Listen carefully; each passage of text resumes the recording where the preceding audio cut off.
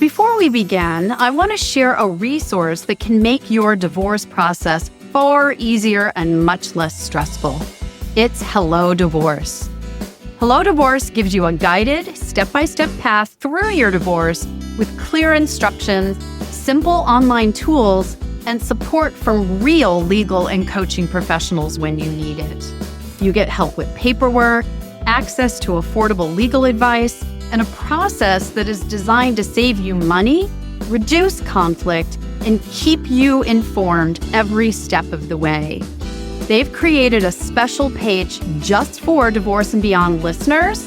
Visit hellodivorce.com/Susan to explore their plans, pricing, and resources so you can see exactly what fits your situation.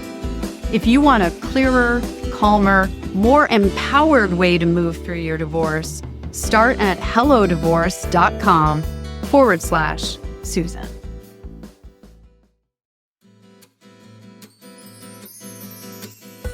Welcome to Divorce and Beyond, a podcast about navigating divorce and what comes next.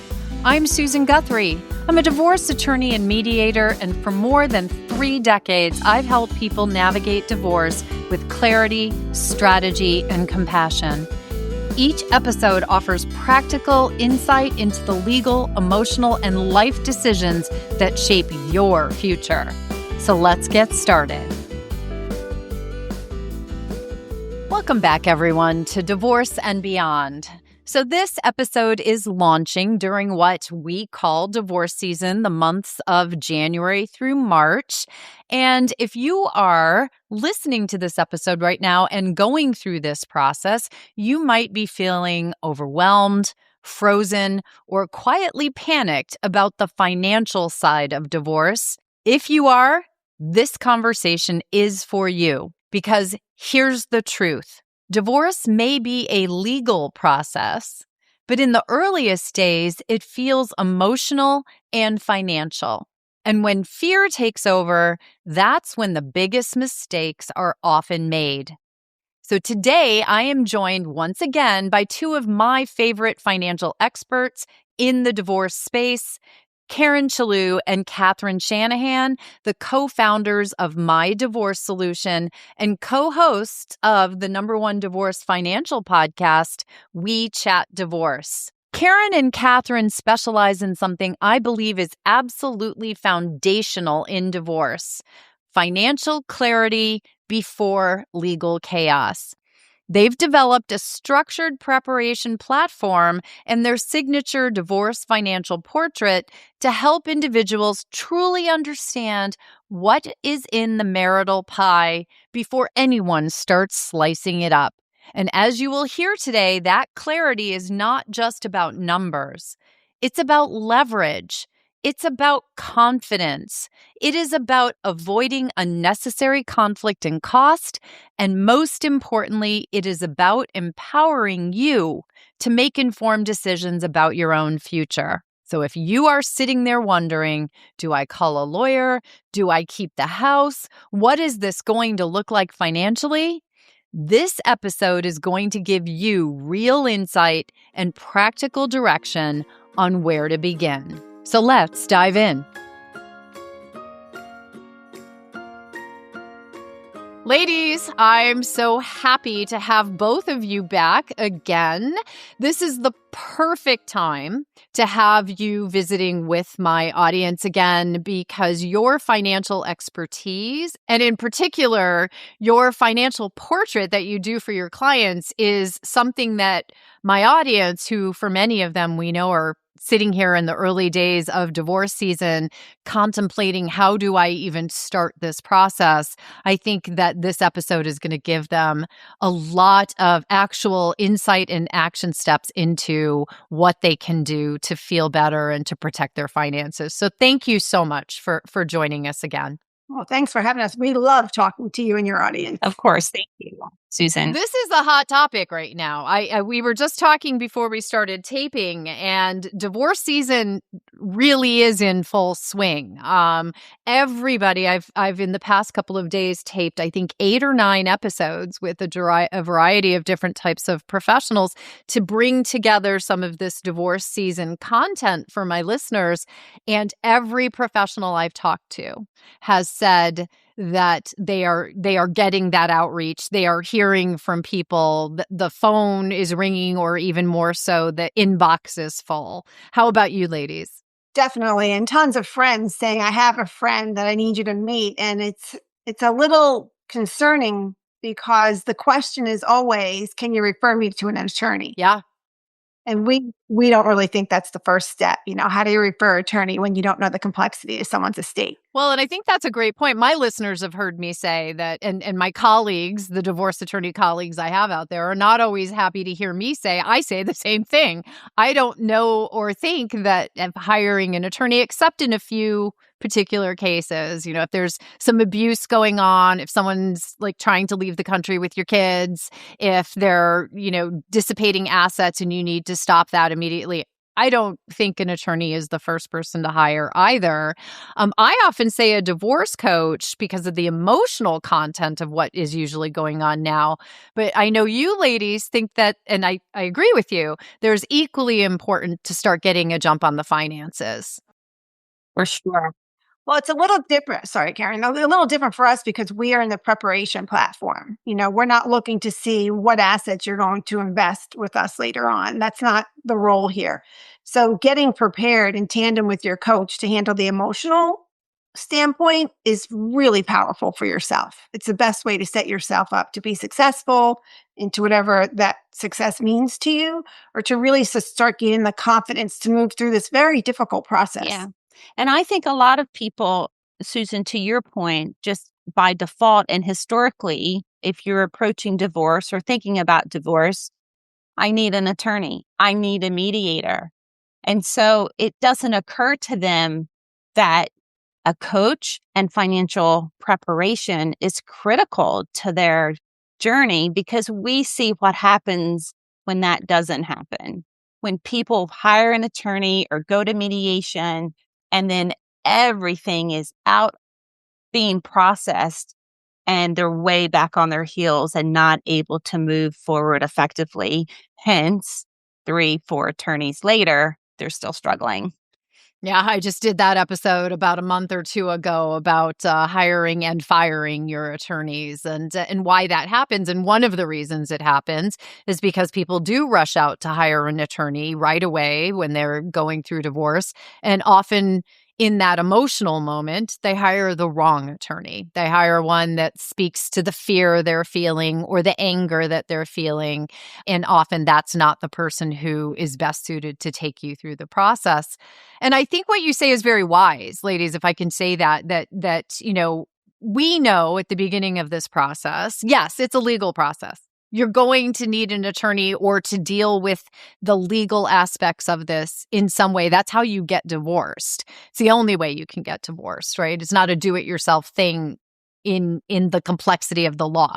But the two things that people are most dealing with at the very first days are their emotions, fear and anger, number one and number two, and worry about their finances. How is this going to affect, how are we going to do this financially? And it doesn't matter if you have no money or you have all the money in the world. I know you've seen both as well.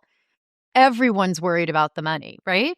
Yeah, and both sides are worried about the money. Hence the anger-filled conversations that both parties have with each other. It's so true. And sometimes a person could have a fantastic attorney, but they're very much in the space, especially initially, where they're either negotiating assets away or they're focused on issues that are not going to have an impact on the eventual outcome. And so they conclude that they have a bad attorney, when at the end of the day, the attorney's doing their job.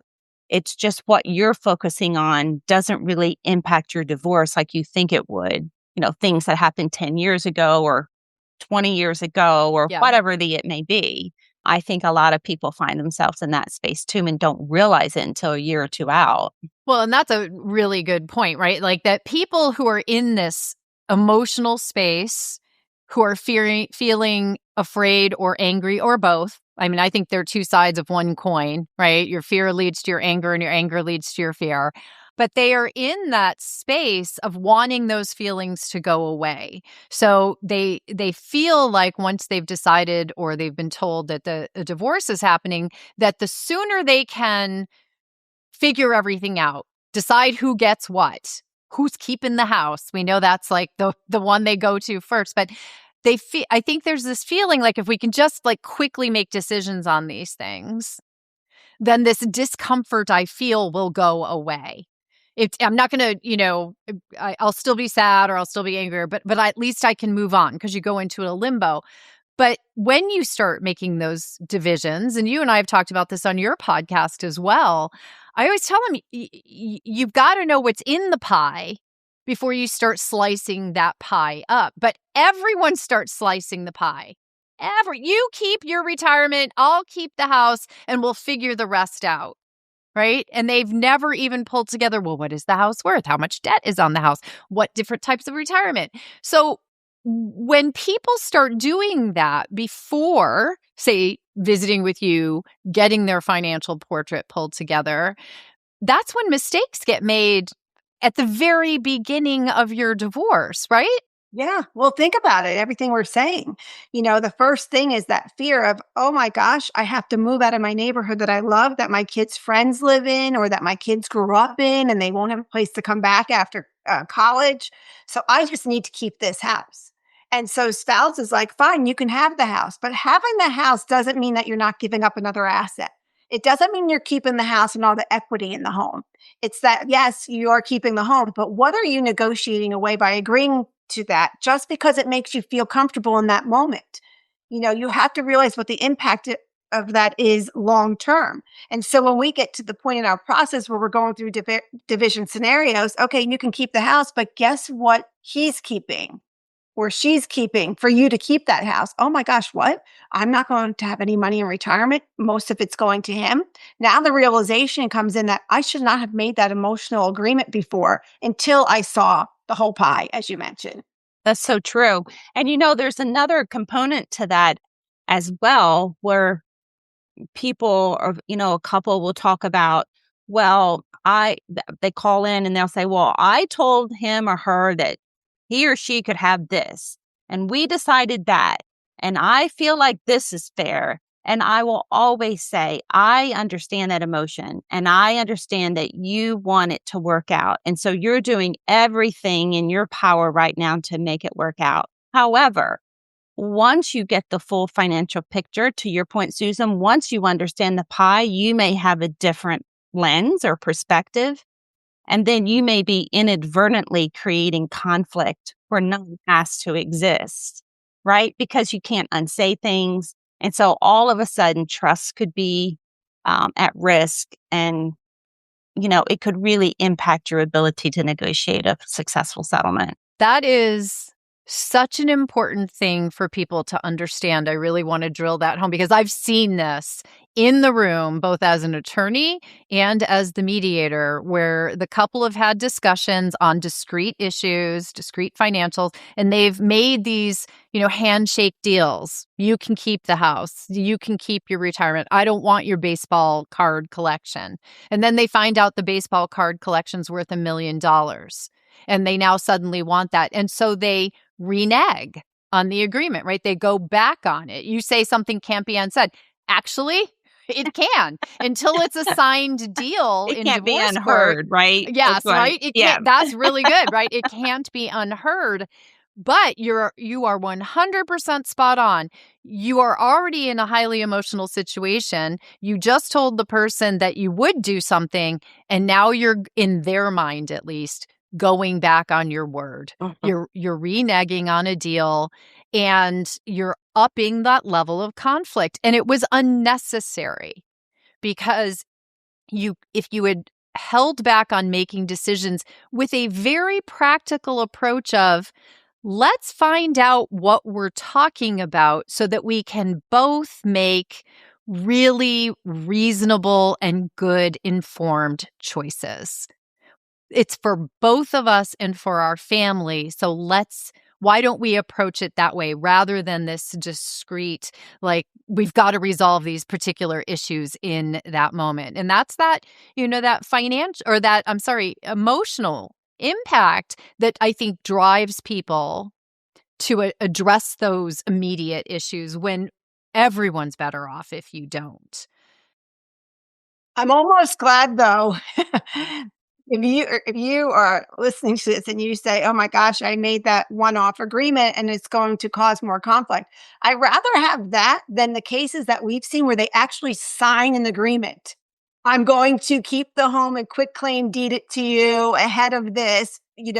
We have seen those. And then, of course, you need your attorney consult, and there's no way out of that. You've just signed an agreement away. So don't sign anything that is being promised to you that you think is good until you know the whole pie in front of Right. you. And that's really, it really comes down to you absolutely should not be making any decisions that will impact your future.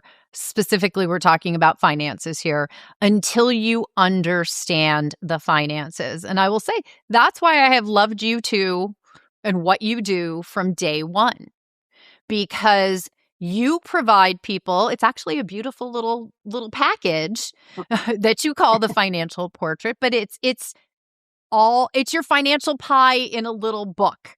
It's like it's all that you need to know. And the other thing that you do is that you make the pulling together of the book or the quantifying of the pie as painless as possible. Because the other thing we know, ladies, don't we, is that it doesn't matter how incentivized people are to move forward with their divorce. I get people all the time who would come in and be like, I want this done yesterday. And I'd say, sure, great. Here's the financial information I need from you. I'd hear nothing for months. Months would go by. And because everyone hates it, they hate it. They really hate us because we start with the income and expenses. So no one, including myself, likes to do a budget, right? It's so painful to realize what you're spending your money on. My husband said the other day, we need to get on top of our budget. And I will tell you, my stomach kind of went, uh-oh. Yeah, exactly. You're right. Nobody likes it. But you have made it as painless as possible. And you said nobody likes it. But flip side, you deal with this every day. The power when you do know these things, when you are on top of your budget, when you are on top of the finances, when you do know the value of things and what the debt picture looks like and the consequences of making certain financial decisions, that's real power. Well, and it's confidence, right? So you can come in and never have a relationship with money. So it makes it that much more fearful for you. But when you go through our process and you start gaining some confidence and you're able to defend your numbers and advocate for yourself, you just feel better. I agree. I actually love a budget. Yeah, I know you do. There are those weird people out there who I'm like one budgets. of them. She's definitely one of them. Yeah. And God love you all, right? Thank God that there are people out there, because it's one of the things that makes, you so good at pulling this together and what you do for others. And also, I know you work with the people who, Catherine, you just mentioned, who may not have ever really had this financial literacy as a part of their lives, right? You're working with them, helping to educate and empower them. But I do want to point out the flip side of this, because you're equally helpful to perhaps an extremely literate spouse. We often have that dichotomy in these divorces, right? We have one spouse who's the breadwinner, who does all the finances, who knows everything. And the real value I've always seen in the helping one of the parties to get empowered is that person will not be able to make decisions until they do feel empowered to make those decisions, right? So they're just going to, I always call it circle the drain of maybe I can do that, maybe I can agree to that. So in helping that spouse, you're actually also truly helping the other spouse who may understand the finances. The problem is they always think they can explain it to the spouse. You see that? Do you see Oh, that yeah. paradigm? Oh, yeah. I love the spreadsheets that come across. And, it's a spreadsheet without a document to verify any of the Yeah. numbers. And they push it in front of their spouse and they say, here's my spreadsheet, which is pretty and all. But that spouse doesn't even trust the other spouse. Right. So, how do you trust the number if you don't trust the spouse? There is a reason you're getting divorced, Yes. right? So for us, I always believe the spouse. I absolutely believe you. I think your spreadsheet's wonderful. But as a CDFA, I need the document to just verify the number if you don't mind. So can you of course I'll give you the documents. And a lot of times the little components of those assets are never included in a spreadsheet. So what an attorney does is they take that spreadsheet and say, we're just going to make this 50-50 across the board. Well, what about any liens on any of these assets? What about valuations that weren't completely done? You don't value a company by looking at a K1. That's not the value to a company. And we've seen that often. Or pension values, right? Yeah. All of it. Or a bank balance and account balance being the value of a company. I cannot tell you how many times we've seen that. It's all the time. And I believe as well that a lot of people, first of all, when they're not the financial manager of their family and their spouse comes in with the spreadsheet and says, this is it, their entire marriage, the financial piece of it has been governed by that spreadsheet. But that spreadsheet doesn't really bridge the gap into how divorce looks at it, right? Because there's so many nuances of what's separate, what's marital, how much is marital, what is the lens of the law when they're looking at these various assets. And that's when the unpacking starts to happen, as Catherine was saying, and things become more clear to both parties. Not that the spreadsheet is wrong, it's just a different lens when they're navigating divorce. Yeah. I used to explain it to clients all the time because the spreadsheet scenario is so common. When I was representing clients as their divorce attorney, when I was acting as the divorce mediator, invariably somebody would walk into the first mediation session with that handy dandy Excel spreadsheet in their hands. And they would say that I've got the whole snapshot pulled together here, and I've already done the division, and it's exceedingly fair to my spouse. So we should be out of here in minutes. This is going to be great. And you're 100% right. I don't want to denigrate that person. Very often they've done a lot of work on that, and they may have very well put in a lot of thought to being fair, but you're 100% correct. It is a snapshot of their perception of what the marital pie is.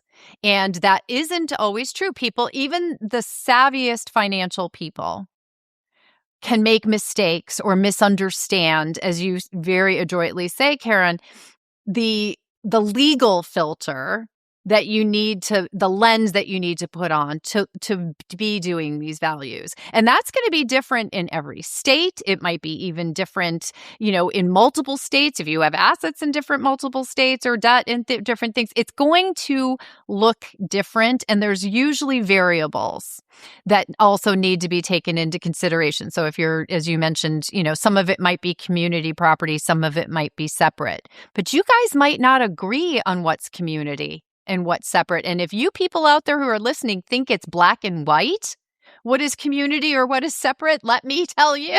Yeah. Well, that's the other thing, the spreadsheets. It'll be a whole new spreadsheet of what they're claiming to be their separate property. So again, we're not going to argue, and you could be completely right, but can I have these are the documents I need to verify that this is separate property? And it's not always handed over to you because they can't find it. Right. They don't have it. So it's the burden of proof is on you to prove that it's actually separate property. So going by this spreadsheet doesn't give you that information. It doesn't give you nearly enough information. We're going to take a quick break for a promo, but stick around because when we come back, we're diving into hidden assets, what financial abuse can actually look like in divorce, and why emotional agreements like you keep the house, I'll keep my retirement can cost you more than you realize. You won't want to miss the second half. We'll be right back. You all know I love to treat myself, and my go-to jewelry brand is Yumi. It's timeless, elegant, and the perfect reminder that you deserve something beautiful, especially for your beyond. So I'm excited to say my listeners get an exclusive discount at divorcebeyond.com/Yumiyu, that's YUMIYU, by using the code BEYOND at checkout. You mentioned, Karen, that trust is often a big issue right here. They're worried that the financially savvy spouse is out there doing some things with the finances, right? They're worried about hidden assets.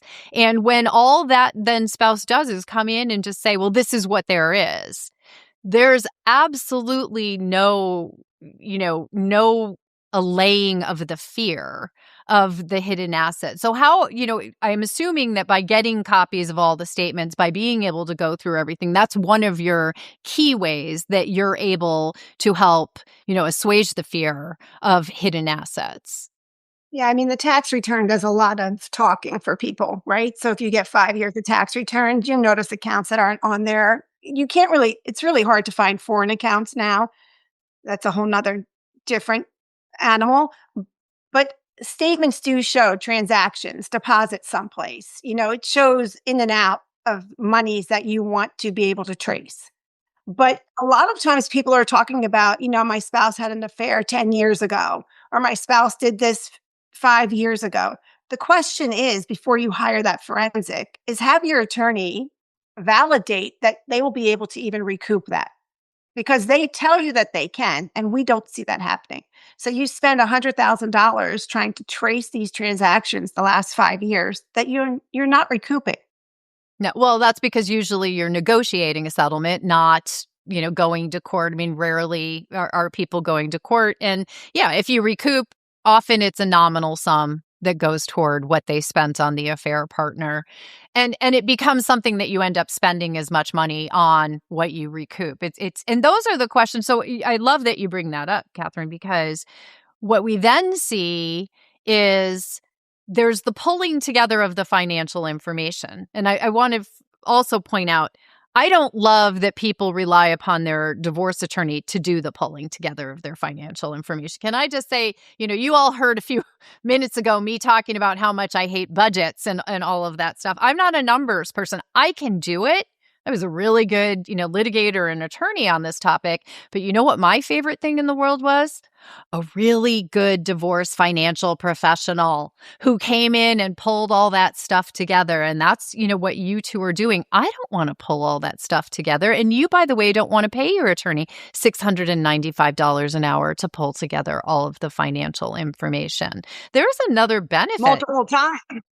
We'll have that multiple times. Yes. Well, there's our other fun go round. I did a whole episode on, the pain of discovery, the discovery process. And part of that is because it's not done efficiently and because divorces drag out over such a long period of time that, it's not like you do discovery and pull everything together once. You often have to pull it together multiple times so the figures stay current.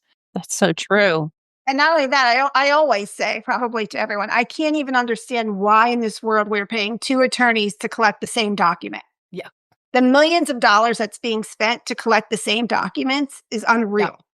And then to have both their offices go through the documents, collate them, highlight them, put them in their orders. Thank God we now have AI programs that can do that for the offices, although a lot of law offices aren't using it yet. But what it used to take a paralegal 10 hours to do, Disco can do in 10 minutes. Yeah. Yeah, it's called Disco. Yeah. Yeah. Also, when the attorneys are valuing these, or even if you have a software system, it could be for different dates. Accounts get closed. I find that even in the last 5 years, I've seen a change in how many accounts families have and the diversity of those accounts and the closing and the opening, and then things get missed all the time. And it's really hard as an attorney to advocate for your client, represent your client, when you're also having to keep up with all of those financial details. So, we'll often see a balance sheet coming back from an attorney that's missing critical assets that just somehow got bumped off when they were collaborating with opposing counsel or whatever. And I don't even think it's intentionally, but I doubt that it is. But it's something that can happen because attorneys have such heavy caseloads. They're grabbing the files, they're running into court, and things get missed. And so, doing this work and knowing, if an asset is missed, that it would be glaring. That's really important for anybody going through divorce. Karen, you bring up a point, and everyone who is preparing right now, they are firing off all these emails to their attorneys. Their cases aren't going to be heard for months, right? But they insist on sending, yeah, if they're lucky. But they're insisting on emailing their attorneys this statement. This is what my spouse said. Here's another email, thinking that their attorney is really absorbing this and they're going to give them this positive feedback that they want. They're not getting it other than a bill because the attorney does not look at it until right before a hearing or right before a negotiation. They're not looking at it for the next 3 months, which is why they call us at the last minute. I need it by the end of the day. And we've been waiting, we're waiting months for them. But on a Friday, they want it at the end of a Friday, right?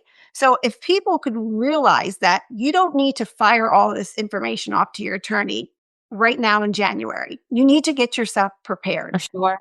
And then fire off 5 or 6 really good. Yeah. Good, Yeah. yes. And, we were talking about hidden assets, and I really try to advocate to our clients how important it is to ensure that if you believe that your spouse is not providing all of the documentation, make sure they're signing that they have disclosed it. We were in a case recently where the affidavit was filled out and the spouse signed it and then referred to a separate document, but that document wasn't specifically identified in the verification document, and they had really complex assets. And so to get that spouse to sign in the right place that I've disclosed it took about a year. But a lot of people wouldn't even be cognizant of that. They would just presume and go to mediation or go to a hearing or whatever without fully being assured that everything has been disclosed. And that is so important because, to your point, Susan, then if you're negotiating a settlement, you're essentially affirming, and you can talk about this more, that everything has been disclosed, or we're negotiating on what we agree has been disclosed. And sometimes that becomes so gray that I believe it would be hard for someone to go back and say, well, you didn't disclose, when they could actually say, well, I referred to it. I referred to cryptocurrency, so therefore I disclosed. Cryptocurrency, its own Yeah. little bailiwick of hell for financial disclosure. But you're 100% correct, right? When people sign their financial disclosures, just for my listeners who may be at the beginning of this process, every divorce, doesn't matter where you are in this country, every single court in this country in a divorce requires that each party disclose their income, their expenses, their assets, and their liabilities under oath, meaning that they swear that the language may change, but essentially that it is true and accurate to the best of their knowledge and belief, meaning that they've disclosed everything. So you're 100% correct, right, Karen? If they don't put it in there, or they just reference it in an oblique way to an external document that's not attached and incorporated, then they can't rely, or you can't rely on the fact that it was fully disclosed or that it was not disclosed. That's the other thing that I tell people, and this is something they don't understand. And so I want to say it here. Many times when people are filling out their disclosures, they make their own judgment calls on whether or not it should be subject to division in the divorce, right? No, that was my separate property, so I just didn't include it.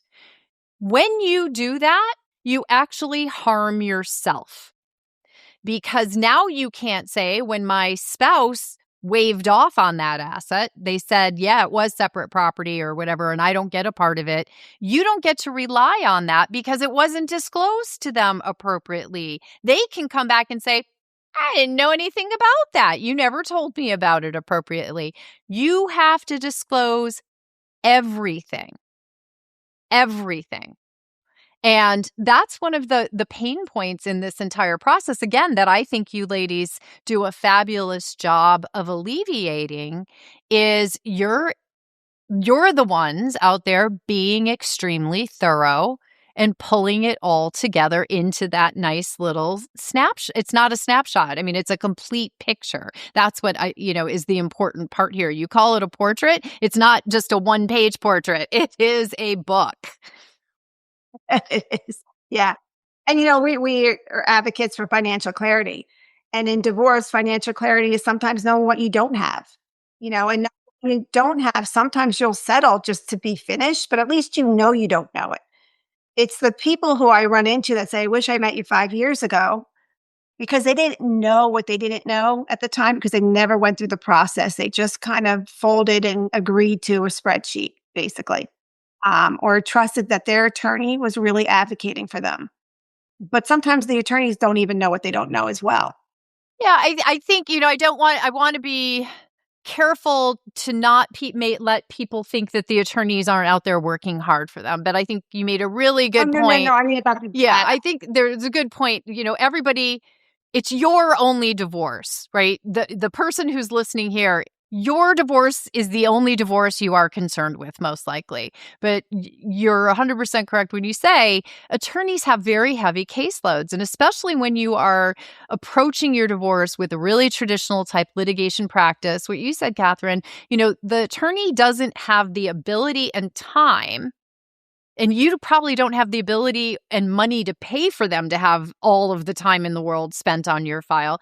So they're only able to pick it up and focus on it in concerted moments when it's necessary. I always say the squeaky wheel gets the oil. Well, the squeaking is usually there's a settlement conference, there's a discussion with opposing counsel, there's a meeting with you, there's a court hearing.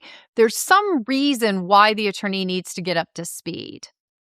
And that's when you will find the attorney. And then they do, we work hard, we pick it up, we do what we do. But the interim work of keeping it all up to date, understanding, pulling it all together, and doing all that, if you're relying on your attorney to do that, I think that you're spending more money on that process than you need to. That's my biggest problem with it, honestly. Why would you pay an attorney to do something that a financial professional should do? Right. You can't advocate for yourself if you don't understand. True. Or pivot during the negotiation process, right? Because when you go to a temporary hearing or a mediation or anything, you may have to pivot off of, a position that you're taking. And if you don't know the impact, that's a challenge.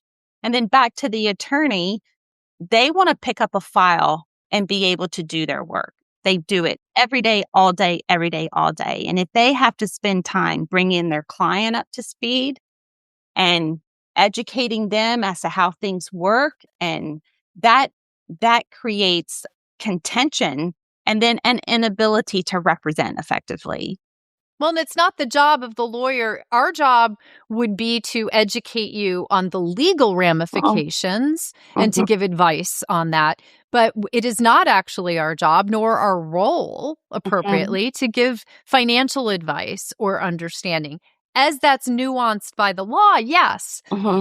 But having that financial professional there to educate and empower is really critical to this process. And Catherine, you said something about advocating for yourself. And I know a lot of people out there are probably thinking, well, isn't that what my lawyer's for?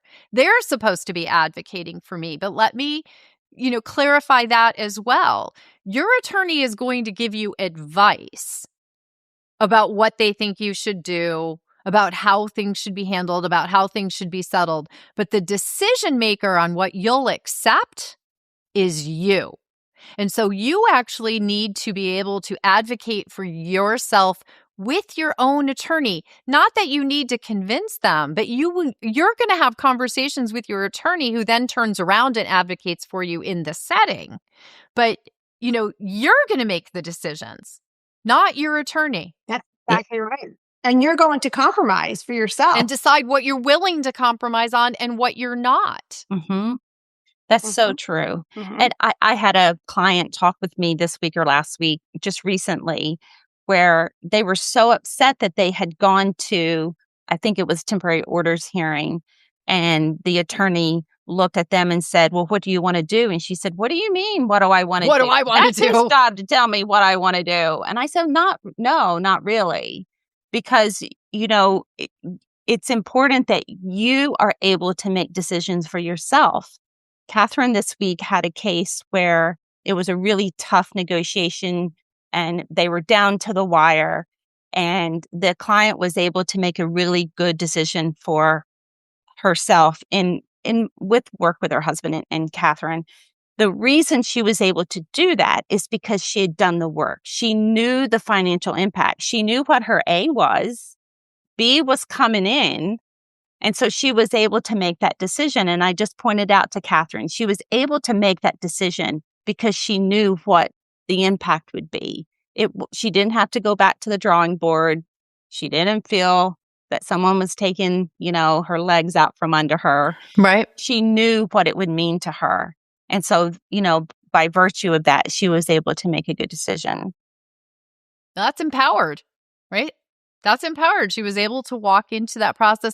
One of the phrases I said to, I think if you talk to any client I ever represented, they're going to say at one point, Susan said to me, "In the end, this is your life and only you can make the decisions about how you want to live it and how you want to go forward with this.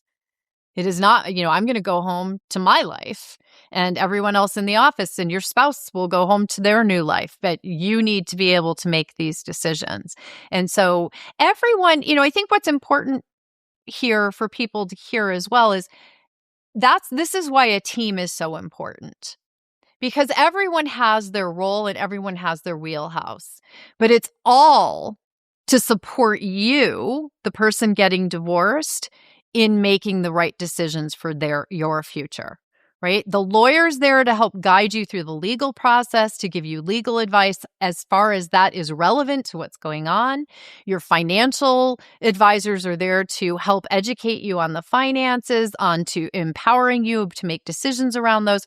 Your coach is there to help you start plotting your life forward into that, what might feel like a black hole of a future because everything's changing so quickly on you. Your parenting coach might be there to help you, plot out how you're going to co-parent in this new world.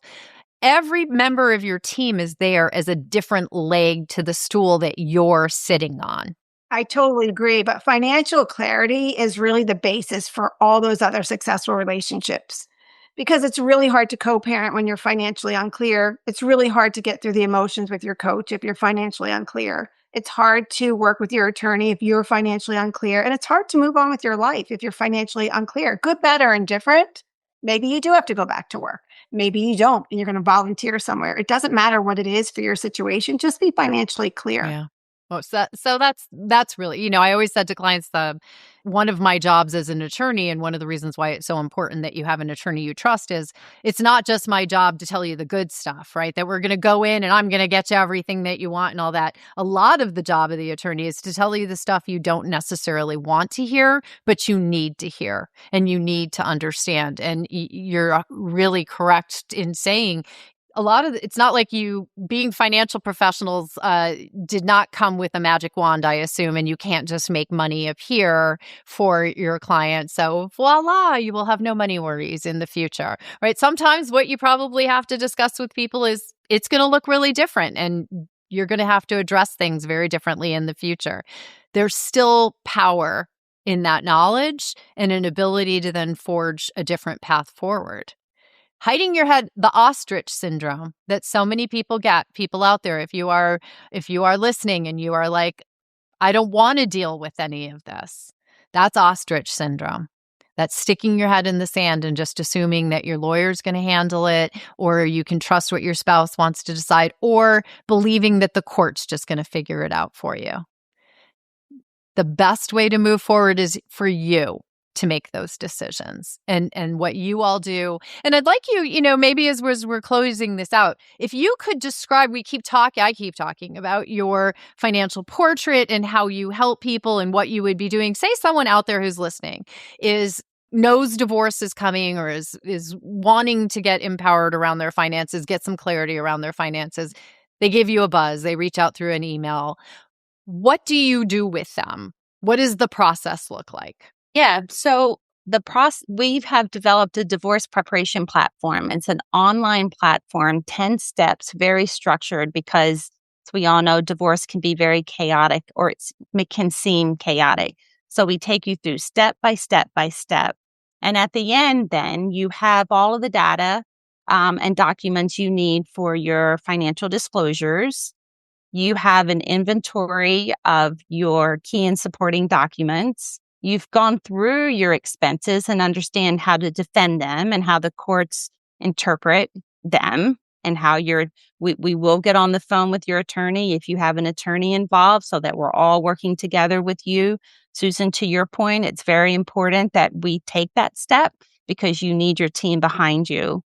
And then you'll work with your divorce financial specialist on what your goals are, what your marital estate looks like, what your options are, what the financial impact is. And then the result is the delivery of the MDS Financial Portrait. Sometimes it has an agreed division scenario between the two spouses. Sometimes it's a division scenario A, B, and C for you. It does, like I said, it has all the key and supporting documents so that no matter where you go, they know what we asked for and what you were able to provide. So there's a clear deficiency list, and you have all the data you need for your documents and for your financial affidavit, and the financial impact for decisions that you're going to have to make in the process. Yeah. And I would say if you're sitting there in a lot of fear right now, that is what divorce is. And especially we live in the financial world over here at MDS. So we really do concentrate on turning that fear into focus. And it's focusing on the knowns and not the unknowns. And in doing that, you're going to pick the right attorney or mediator when you need that based on the complexities of your case. That's, a final great point for people to grasp here from what you're saying is, it's important, I think, for the listener to understand that by pulling together the financial information first, getting a good picture of that can actually help them to decide who the rest of their stool legs should be, including an attorney. I was mentioning to you earlier, I get a lot of your referrals. Hey, somebody just reached out. Can you send me a good mediator in Los Angeles? I can send you a lot of good mediators in Los Angeles. What's the case about? Is it a complex family parenting matter? Is there a complex financial picture? Does it have all of the above? Does it have very little of those things? Does it have property out of the country? Tell me something about this. And so picking the right attorney can often be really well informed by what is it that attorney needs to be particularly good at in picking that, or your mediator or your other professionals. We had a client just this week who she's switching attorneys, super complex financial case. And she was referred to this attorney who's supposed to be a fantastic attorney, a bulldog of an attorney, every word you could say. So Karen looks her up and we're on. She appears to be a great attorney, but it's all about co-parenting. There was nothing about complex financial issues. She had all of her blogs about parenting, child advocacy, diversity, everything. And she looked fantastic, but she's not going to. I'll be curious to see how she handles the financial complexities. Well, and it just may not be the right fit. She may be a fabulous attorney. And if you have a complex child situation, she might have been absolutely the right choice. But a complex financial situation, you kind of want the brain surgeon for the brain issue, not the podiatrist for your brain issue. Yeah.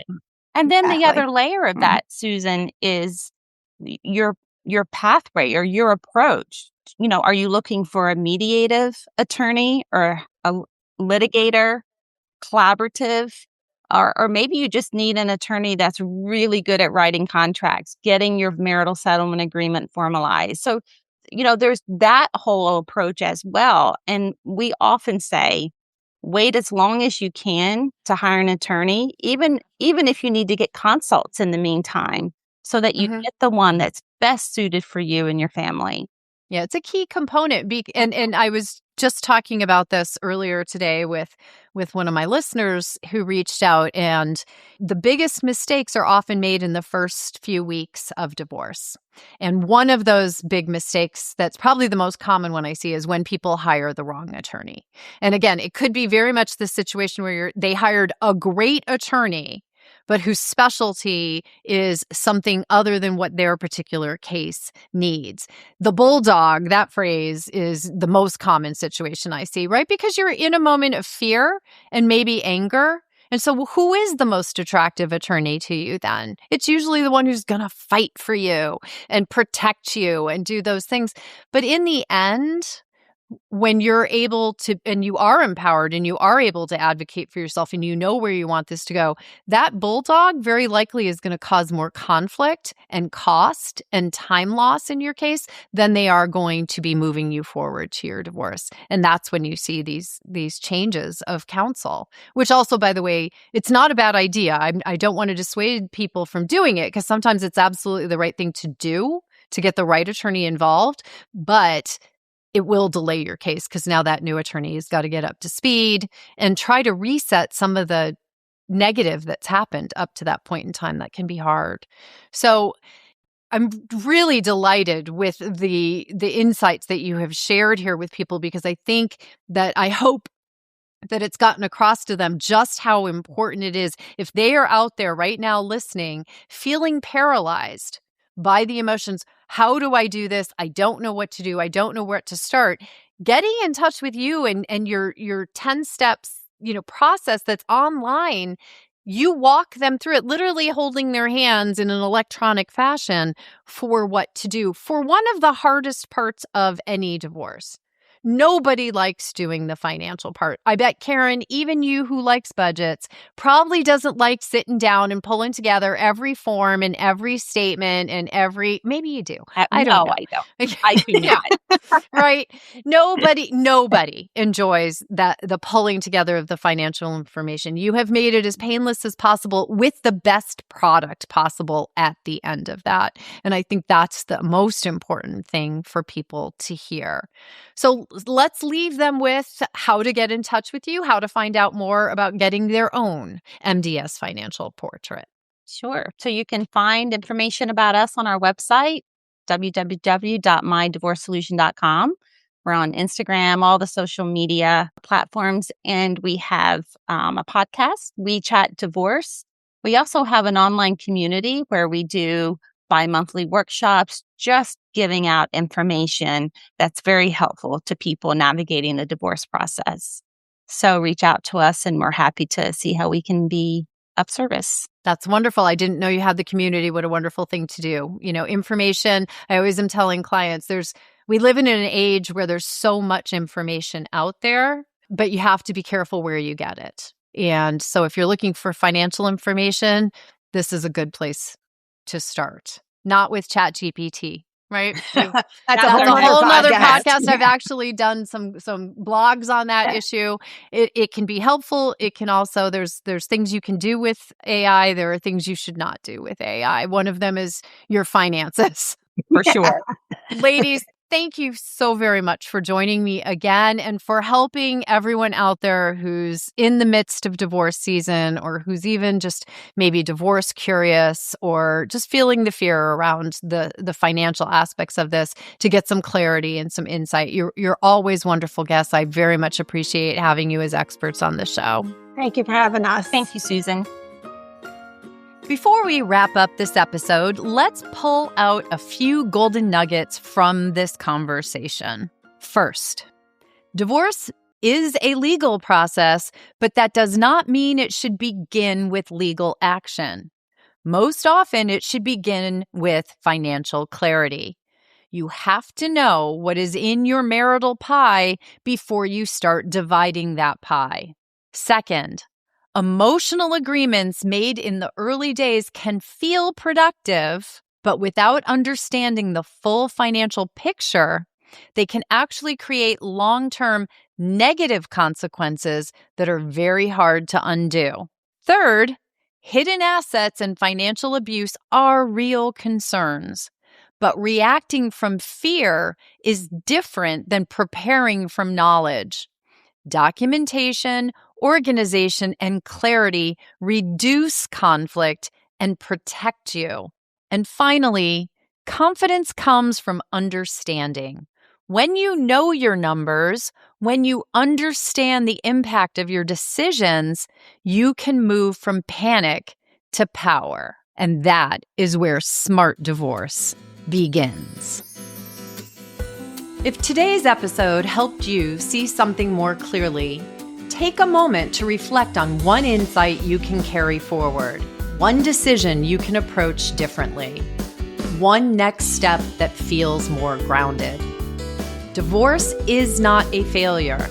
It is about facing reality and choosing a healthier path forward for yourself and your family. You can find show notes, trusted divorce resources, and expert guidance at divorceandbeyondpod.com. If this episode was helpful, follow the podcast and share it with someone who may need support right now. I'm Susan Guthrie. Thank you for listening, and I'll be back next time with more clarity, insight, and support on Divorce and Beyond.